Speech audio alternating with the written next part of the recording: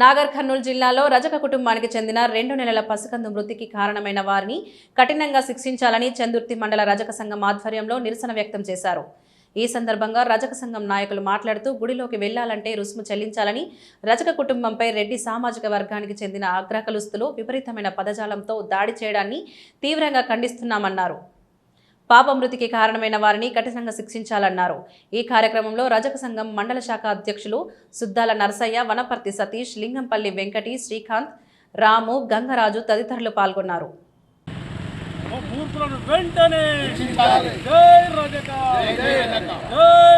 ఏదైతే 18వ తారీఖు ఫిబ్రవరి రోజున నాగర్ కర్నూల్లో ఒక గుడిలో దేవుని దర్శనం పోతామని వెళ్ళిన రజకులు 100 రూపాయల కోసం అక్కడ ఉన్న అగ్రవర్ణాలు రెడ్డి వర్గం 100 రూపాయలు ఇవ్వాలనే ఒక డిమాండ్తో దర్శనం చేయించుకోనని, దర్శనంకు రాకూడదనే చిన్న ఈ ఒక నొల్లిలో గొడవలో అక్కడ 2 నుంచి 5 నెలల లోపున్న పాపను తీవ్రంగా అటుగుంజి ఇటుగుంజి కొట్టి ఫుట్బాల్ లాగా తన్ని ఆ పాపను హాస్పిటల్ తీసుకుపోయేసరికి డాక్టర్లు పాప చనిపోయిందని చెప్పడం జరిగింది.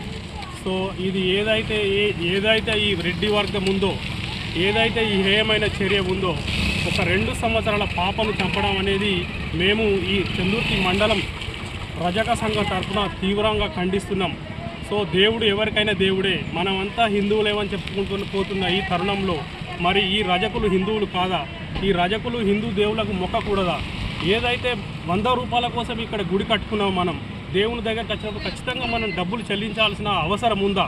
దీనిపై ఒక్కసారి ఆలోచించి ఏదైతే మా రజక కులాస్త్రాలు, మా రజక 2 నెలల ముక్కుల పచ్చలారని బిడ్డను కొట్టి చంపిన ఏదైతే ఆ రెడ్డిలు ఉన్నారో, 3-4 ఉన్నారో వారిపై కఠిన చర్యలు తీసుకొని చట్టపరంగా వారిని నిందించాలని, వారికి కఠినమైన శిక్ష పడేలా ఈ యొక్క పోలీస్ శాఖ కావచ్చు, న్యాయశాఖ కావచ్చు, హ్యూమన్ రైట్స్ కావచ్చు, వారిని శిక్షించాలని చందుర్తి మండలం తరఫున ఈరోజు వారికి శిక్షించాలని ఈరోజు మేము డిమాండ్ చేయడం జరుగుతుంది.